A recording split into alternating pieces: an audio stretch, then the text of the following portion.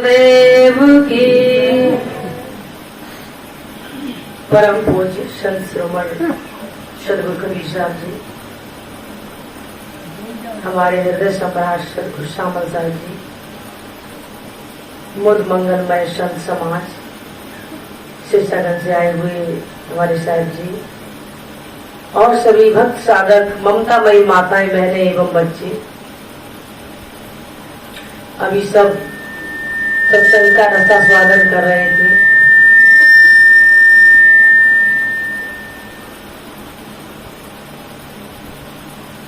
नवाशीष अपना तुझे करूं बंदगी धीर, पारख में रमते रहें श्यामल सत्य कबीर। आया है सो जाएगा राजा रंक फकीर, एक सिंहासन चढ़ चले एक बधे जात जंजीर। बोलिए श्री सद्गुरुदेव। पता न पावे सत्य का, मिटे न मोह अज्ञान। बिना सद्गुरु के चाहे आप कितनी भी पूजा पाठ करना, व्रत उपवास रखना, चाहे कुछ भी करना, लेकिन इधर उधर भटकते रहोगे और मोह और अज्ञान मिट ही नहीं सकता है। इस चीज को जानने और समझने के लिए सद्गुरु का दर्पण जरूरी है। आत्मबोध में आत ही कष्ट हरण हो जाए, आत्मबोध में आत्मा सद्गुरु दे लखा है। जैसे मेरी जेब में ही पड़ी हुई चीज, मेरे कान पे ही रखी हुई कलम, मेरी टोपी के नीचे हुए रखे हुए रुपए और हम भूल जाते हैं, है तुम्हारे पास ही, सिर्फ भूल है। भूल मिटे गुरु मिले पार की, पारक दे लखाई। सिर्फ उस भूल को ही तो गुरु मिटाते हैं। और जिन्होंने अपनी भूल मिटा ली, सद्गुरु के शरण में आ गए, तो उन्हें वही पारक का ज्ञान हो गया। पारक कहते हैं इस आत्मा को।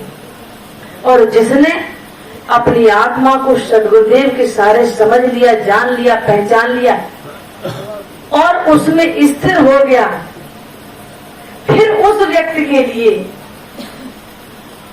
आप वो ऐसा नहीं है कि इतना जानते ही अपने घर में रखी हुई माया चौराहे पे लुटा दे या फेंक दे, तिजोरी खाली कर दे, गली में फेंक दे। लेकिन अंतर हो जाता है, उस माया के प्रति जो उसकी तृष्णा थी वो खत्म हो जाती है। कमाता तब भी है, खेती करता, दुकान करता है, व्यापार करता है, नौकरी करता है, लेकिन उसकी आत्मा में एक आत्म संतोष हो जाता है और एक तृष्णा होती है, वो खत्म हो जाती है। पानी की पिपासा पानी पीने पर शांत हो जाती है, लेकिन धन की पिपासा धन मिलते ही दूनी बढ़ जाती है। अभी 1000 मिले और तुरंत हमने जमा कर दिए, क्या चाह हुई कि अब 2000 मिल जाए तो इकट्ठे हो जाए। 4000 हो गए, अब क्या सोचते कि 1000 और कहीं से आ जाए तो 5000 की गड्डी बन जाए, रबड़ लगा के और अलमारी में रखते हैं। ठीक इसी प्रकार धन की पिपासा कि कौड़ी कौड़ी माया जोड़ी, जोड़ी लक्ष्य करोड़ी। और जब खर्चने की बेला आई, रह गए हाथ सकोड़ी, नर काय को। वो कमाता भी है तो धन को दान भी करता है।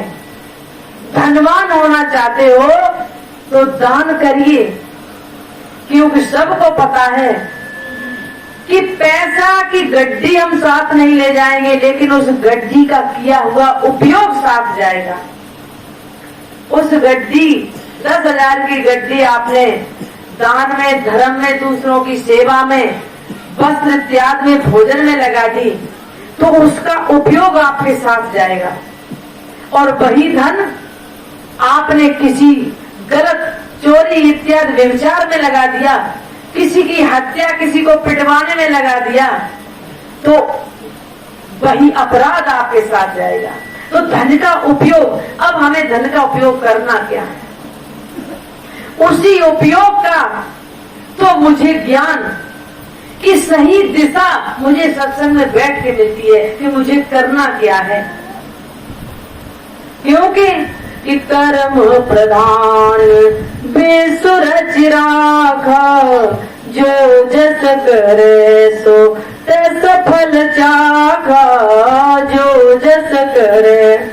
जब संपूर्ण संसार में कर्म ही प्रधान है तो इन कर्मों को ही पहले क्यों नहीं समझ लिया जाता। इन कर्मों को समझ लो, और उन कर्मों को समझने के लिए ऐसी सभाएं होती हैं, संत महापुरुषों का दरबार होता है जो मुझे सही सही कर्म करना बताते हैं। और कर्म करते करते ऐसे कर्म करो कि अकर्ता हो जाओ।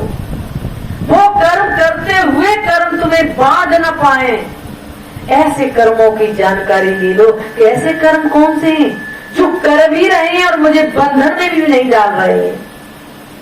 बस ऐसी ही दिशा निर्देशन संत महापुरुष सदगुरु करते हैं। धन के विषय में आज एक छोटा सा दृष्टांत, एक कहानी आपको सुना रहे हैं।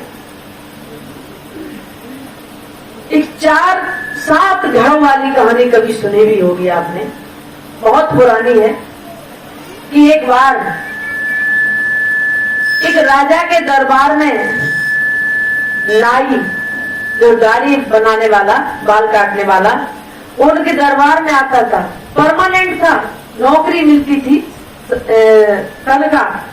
आए राजा के या जो भी दरबारी लोग, बनाए दाढ़ी मूछ इत्यादि, बाल कटवाना किया, महीने पर तनख्वाह बनी थी, दी और चल दिए। एक बार वो रास्ते में आ रहे थे अपने घर से, क्या देखा कि 7 घड़े सोने से भरे हुए जवाहरात से, और उसमें से आवाज आ रही है कि हे नाई, तू मुझे अपने घर ले चल और हम तेरे घर जाना चाहते। नाई ने कहा, ये तो बहुत अच्छी बात है, ये धन में से, घड़े में से आवाज आ रही है। और उसने कह दिया कि चलो भाई। इतने कहते ही वो घड़े गायब हो गए। जब वो घर पे पहुंचा तो देखे उसके कमरे में वो 7 घड़े रखे। उसने कहा बहुत अच्छी। एक एक घड़े को खोल के देखा, 6 पूरे भरे हुए थे और 7वां घड़ा जरा सा 4 अंगुल खाली था। उसने कहा कि अरे इसको तो भरना मेरे हाथ, दाएं हाथ का काम है। राजा के दरबार में नौकरी करते हैं, कुछ तनख्वाह बढ़वा लेंगे, कुछ बचत कर लेंगे, कुछ इधर उधर से कमा लेंगे। ये 4 अंगुल ही तो खाली है, इसे हम भर लेंगे। यही हुआ। अगले दिन दरबार में गया, सीधा उसने पहले ही जाते जाते कह दिया कि राजन, मेरा गुजारा नहीं चलता, मेरी थोड़ी सी तनख्वाह बढ़ा दो। राजा ने कहा कि कुछ दिन पहले तो बढ़ाई थी, कि कुछ भी करो। हाथ जोड़े, पैर छुए। राजा ने कहा जा, तेरी दूनी तनख्वाह कर दी, तू पुराना हमारा सेवक है, जो कहेगा कर दो। राजा ने उस नाई की तनख्वाह दूनी कर दी, और दूनी मिलते ही वो उसमें ही डालने लगा सोना चांदी जो भी था। घड़ा तो इतनी जल्दी भरने वाला नहीं। फिर राजा से कहा कि राजन कुछ और कर दो व्यवस्था, बच्चे इत्यादों की पूरी व्यवस्था नहीं हो पा रही। राजा ने कहा तुझे पहले आधी मिलती थी, दूनी कर दी, फिर कह रहा है चलो फिर कहा दरबारियों से कि इसे खजाने में से कुछ धन दे दो। कुछ धन और दे दिया गया, वो भी उसने घड़े में डाल दिया। महीना 2 महीने हुए, फिर उसने कहा कि राजन कुछ और व्यवस्था हो जाए, अलग से तनख्वाह तो मिल ही रही है। राजा ने हंसी में कह दिया क्या तू 7 घड़े वाले धन के चक्कर में तो नहीं पड़ गया, क्योंकि कहावत प्रचलित थी। भाई ने पूछा कि राजन तुम्हें कैसे पता है कि क्यों, क्या हुआ? नहीं नहीं बस वैसे ही, कि ये तो कहावत बहुत पहले से प्रचलित है कि वो 7 घड़े भरते नहीं है कभी, और ऐसा ही मुझे लगता है कि तेरी कितनी तनख्वाह बढ़ा दी, कितना हम धन दे चुके, और तू संतुष्ट नहीं हो रहा है। जबकि इससे पहले तू कितना प्रसन्न रहता था, चेहरे पे चमक थी, बड़ी खुशी खुशी बाल काटता था गाना गाते गाते। आज तेरे चेहरे पे उदासी, दुख, परेशानी। जबकि हम हिसाब किताब लगा चुके कि तुझे जीवन भर में जो तनख्वाह दी थी वो हम इतने कुछ दिनों में दे चुके हैं। नारी ने राजा को कुछ नहीं बताया, चुपचाप गर्दन नीचे की और चला आया। देखा कि 6 महीने में अपनी दूनी तनख्वाह को उसमें भरता गया, और भी धन दौलत मिली वो भी भरता गया, बच्चों का पत्नी का भी पूरा भोजन और खर्चा को भी काट के भरता गया, पूरा परिवार सूख के काटा हो गया। और देखा नापा तो वो पूरे के पूरे उतने ही अंगुल खाली है घड़ा। उसने हाथ जोड़े और कहा, घड़ा महाराज तुम जहां से आए वहां चले जाओ, इससे पहले तो हम पहले सुखी थे। घड़ा कहते ही गायब हो गए। उसने चैन की सांस ली कि कम से कम इस घड़ा भरने के झंझट से तो खत्म हुए। अब जो तनख्वाह मिलेगी अपने पत्नी बच्चों को खिलाएंगे पिलाएंगे और पहले की तरह मौज रहेगी। अगले दिन जब वो दरबार में गया तो काफी प्रसन्न लग रहा था। राजा ने फिर वही बात दोहरा दी कि लगता है तो 7 घड़े अब तो भेज दिए तूने। अब उसने पैर पकड़े के राजन ये बताइए तुम क्या जादूगर हो? मेरे घर की बात तुम्हें कैसे पता है कि क्यों क्या हुआ? कि यही तो बात है जो आपने उस दिन कही और आज कही कि क्या कि वो 7 घड़े ही तो मुझे मिले थे रास्ते में। हमने कह दिया कि चलो मेरे घर, और हमारे घर आ गए और वही तो सारी तनख्वाह सारा पैसा हम डालते रहे, लेकिन वो भरने का नाम नहीं ले रहे। कईयों के साथ हो चुका है और होता रहता है। राज के दरबार में संत महापुरुष भी बैठे हुए थे। उन्होंने उस चीज की ढंग से व्याख्या की, एक आध्यात्मिक व्याख्या की। कहने का मतलब है आप लोगों को भी वही समझा रहे हैं कि वो नाई अकेला नहीं, आप सब भी उस 7 घड़ों के ही चक्कर में पड़े हुए हो। हर व्यक्ति, मेरे गुरुदेव का एक बहुत ही सुंदर सूत्र जो अक्सर कहा करते थे। एक बार यहीं बैठे थे और आपके ये धर्मेंद्र सांसद जी आए। उन्होंने कुछ पैसे निकाले और गुरुजी को दिए। गुरुजी ने कहा रुको बेटे, मुझे इतने पैसे की जरूरत नहीं है। कि तो कितने? गुरुजी ने कहा कि एक तो मेरी बनियान फट गई है और आज की साग सब्जी, आप इसमें से मुझे 130 रुपए निकाल के दे दो बस। उन्होंने ज्यादा आग्रह किया। गुरुजी कहे कुछ नहीं, मुझे जमा नहीं करना, कल का कल देखा जाएगा, इतना ही चाहिए बस। उतने पैसे दिए। फिर उन्होंने कहा कि गुरुदेव इसका मतलब आप पे कितने पैसे? गुरुजी ने कहा मेरे पास बहुत पैसे हैं। कि कितने हैं? कि मेरी जरूरत से ज्यादा पैसे हैं। कि जरूरत कितनी है? कि पैसों से कम जरूरत है। दोनों ही बातें उस दिन पहली बार मैंने सुनी तो हृदय में अंकित हो गई। हालांकि उनकी समझ में आया हो ना हो, तो वो बात ही याद नहीं, वो शब्द गुरुदेव के एक एक मैंने अपने हृदय में धारण कर लिए। सुखी रहने के लिए अपनी आमदनी से कम जरूरतें रखिए। जीवन में कभी दुखी होने का सवाल ही नहीं उठता। यदि सुखी होना चाहते हो तो छोटा सा बस यही मंत्र है, अपनी जरूरतें जो धन है उससे कम रखिए, या जितना धन है उससे कम जरूरतें रखिए। हमारी जरूरतें जब बढ़ जाती हैं, इच्छाएं बढ़ जाती हैं और धन का आमदनी का स्रोत कम होता है, फिर हम बेचैन और परेशान और दुखी रहते हैं। क्योंकि ख्वाब ऊंचे कर लेते हैं हम, और धन उतना यदि होता नहीं है तो फिर मेरा चेहरा बता देता है कि हम कितने कष्ट में हैं उस नाई की तरह। कहने का मतलब है यदि आप लोगों को पूछा जाए तो आपके घर में कुंटलों के हिसाब से अनाज भरा होगा, बक्से और गोदरेज कपड़े से भरे होंगे, अच्छी खासी बिल्डिंग मकान होगा, परिवार सब कुछ होगा, लेकिन फिर भी यदि एक भी व्यक्ति से पूछा जाए तो गिनती नहीं होगी, इतने अपने दुख गिना देगा।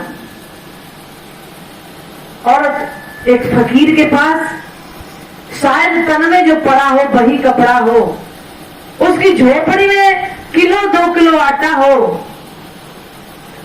और उसकी झोपड़ी हो या एक आध कमरा बना हो, लेकिन जिसे आत्मज्ञान है, सत्य बोध है, तो फिर उसके चेहरे को देखो कि 24 घंटे क्या होता है। चेहरे से नूर झलकता है, जो लाखों सूरज चमकते हो, रूप है ऐसा सतगुरु का, वाणी से फूल बरसते हो। संत और सदगुरु ऐसे होते हैं, जब बोलते हैं तो ऐसा लगता है कि फूलों की वर्षा उनकी वाणी से हो गई। देखते हैं तो ऐसा लगता है कि सारी दुनिया का इसने मेरे गुरुदेव ने मेरे ऊपर ही उड़ेल दिया हो। जिनकी एक एक नजर में, एक एक दृष्टि में, एक एक वाणी के शब्द में प्यार और अपनापन समाया हुआ होता है। ये क्या है? ये आत्मज्ञान और आत्म संतुष्टि का असर होता है।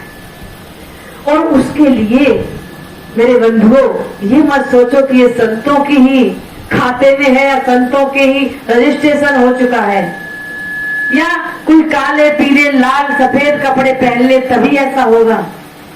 आत्मज्ञान किसी को कहीं भी कैसी भी स्थिति में हो सकता है। स्त्री हो, पुरुष हो, बच्चा हो, बूढ़ा हो, जवान हो, धनवान हो या गरीब हो, चाहे शरीर से विकलांग भले क्यों हो, सिर्फ जिंदा हो, हर मानव को आत्मज्ञान करने का अधिकार है, बशर्ते थोड़ी सी उसकी संगत। संगत क्या? इन 4 चीजों की तरफ आप अपने आप को मोड़ दो अवश्य ही, और आत्मज्ञान हो ही जाएगा गारंटी से। यदि पढ़े लिखे शिक्षित हो तो कुछ अध्ययन करिए, स्वाध्याय करिए, धर्म ग्रंथों का अध्ययन करिए। कहा गया है कि ऐसे महापुरुष कि कुछ तो पढ़ते रहना चाहिए, महापुरुषों की जीवनी, महापुरुषों के लिखे हुए लेख को। और आप पढ़ने का समय नहीं, पढ़ते नहीं हो तो कुछ लिख के छोड़ के जाइए, जो और आगे वाली पीढ़ी उनको पढ़ सके। तो स्वाध्याय, सत्संग, आप आत्मज्ञान करना चाहते हो तो सत्संग में बैठना सीखिए, सत्संग के वाचन को सुनना सीखिए। उसके बाद स्वाध्याय किया, सत्संग सुना, सदगुरु के लिए आपके अंदर जिज्ञासा उत्पन्न होगी।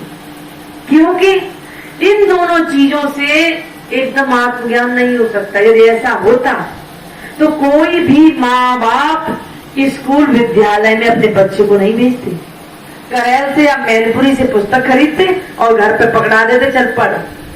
लेकिन वो पुस्तक पढ़ के कोई विद्वान नहीं हो सकता। उसके लिए, उसको समझाने के लिए टीचर, आचार्य, गुरु, सदगुरु की जरूरत है। तो आपने स्वाध्याय किया, सत्संग सुना, अब जिज्ञासा उत्पन्न हुई कि मुझे गुरु की जरूरत है, जो इन बातों को सही सही समझा सके, बता सके, ताकि हम अपने हृदय में उतार सके। तीसरा सदगुरु। फिर चौथा है साक्षात्कार, साधना, ध्यान, आत्मचिंतन, एकांत में बैठकर स्वरूप में स्थिर आत्मलीन होने का अभ्यास। कि मुझे आत्मा का ज्ञान तो हो गया है, लेकिन वो आत्मा है कहाँ, कैसी है, हम उसमें अपने स्वरूप में कैसे स्थिर हो सकते, इसके लिए साधक को अभ्यास की भी जरूरत है।